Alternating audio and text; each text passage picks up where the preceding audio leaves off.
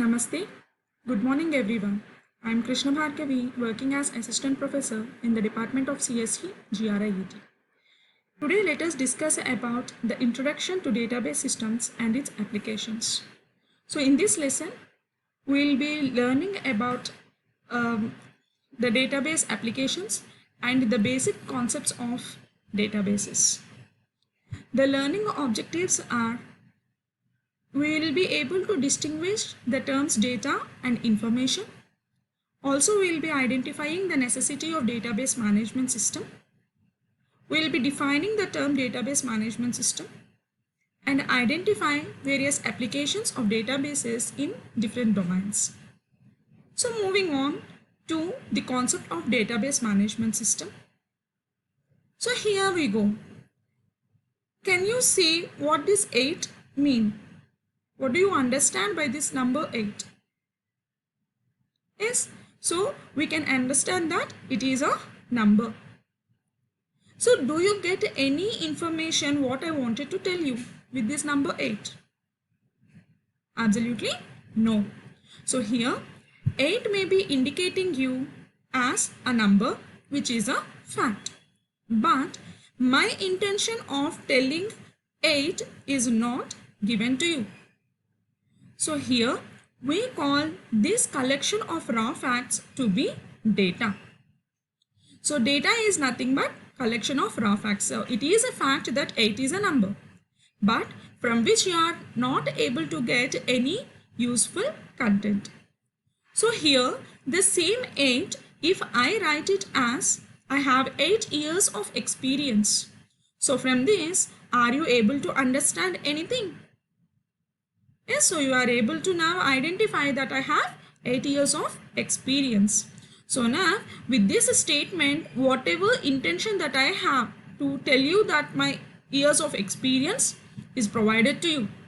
So here you have raw facts, like there are some words and there is a number, but all put together is providing you some meaning and meaningful information. So here we call this to be information. So information is nothing but the collection of meaningful data. It is not just data, but it should have some meaning and it must be properly organized. So we have data and information. But in order to use this data, we should have a repository to store this data. So this place where you are storing either data or information is called as database. So the database is used to store the data. It is the place where we are storing the data. So it is not a physical location in our room or in our book where we are writing the data or information on paper and put it in a file. So it is available in the laptop or machine where we are using it. So we require some software to store this data into the database and also to process the data. Whenever we wanted to retrieve the data from the database, we must be able to do that. So for this purpose, the software that we are using to store data into the database and also to manipulate the data in the database, we call that to be database management system. So it is the software that you are trying to use to create the database, use it, manipulate it and delete it if necessary. So among different kinds of databases we have, different tools that we have. Some of them are network database management system, relational database management system, hierarchical database management system, object-oriented relational database management system and so forth. So here in our lessons coming after, we will be discussing only about the relational database management system. So here, as the word itself, it is specifying as relational database management system will have data which is interrelated. So the data that we are storing using RDBMS will have interrelated data. So RDBMS is the one which we will be using hereafter in our classes. So now with this introduction to database system, So we understood what is data, the differences between data and information. We also understood database is a repository where we are trying to store the data. Then database management system is the tool or software using which we are manipulating the database. And out of different database management systems we have, RDBMS is the one which we will be discussing in these sessions. So with this knowledge, let us try to understand what are the different applications where we can apply this database management system. So these are the wide variety of applications in various domains where we can apply the database. So why these many applications are at all?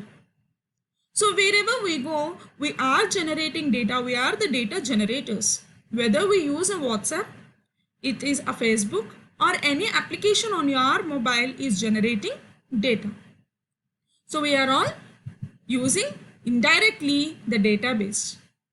So speaking them in particular with respect to each individual application, here we are defining certain set of applications. These are not the limited applications of database. The database is having worth many applications also.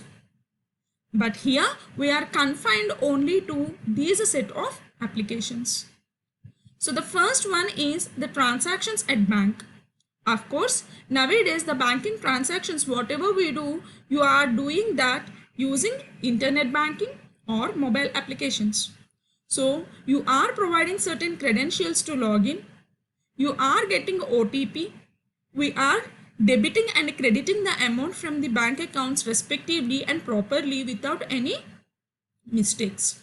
So in order to do all this activity in the backend, we require a commercial database. So with this commercial database, we will be able to store the username, password and whatever information that is about the customer and also the bank. Other than this, we require the temporal database which is with respect to the time.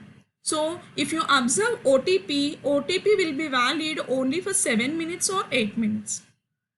So in order to do this at the back end, we have to write a trigger which will be automatically taken back when once the time expires. So in order to do all these activities, we require database management system at the banking transactions.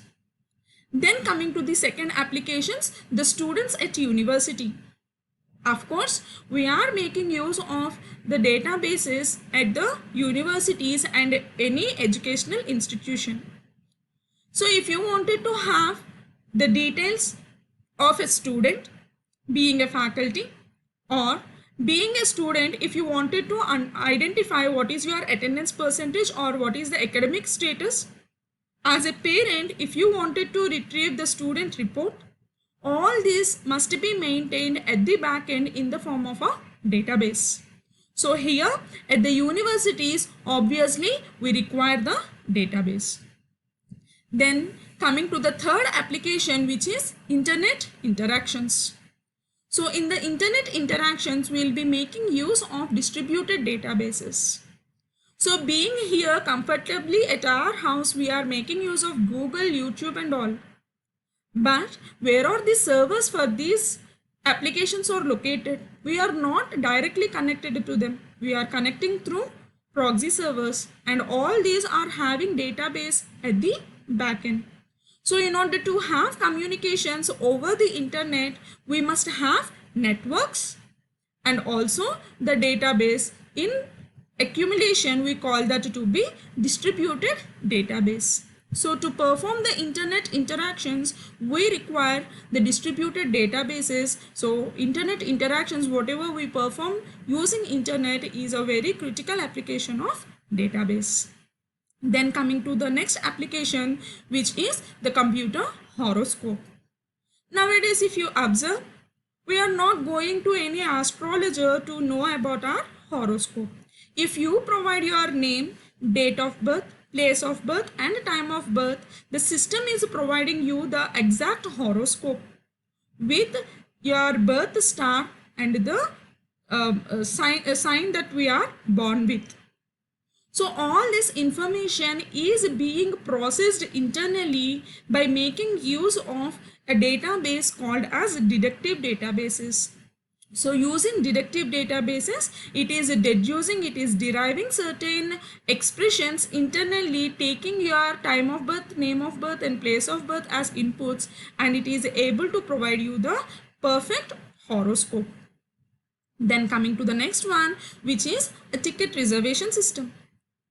So as you know, we are very much familiar with these ticket reservation systems, whether it is a Book My Show app or Plan My Journey or any other internet applications where we are trying to book a ticket.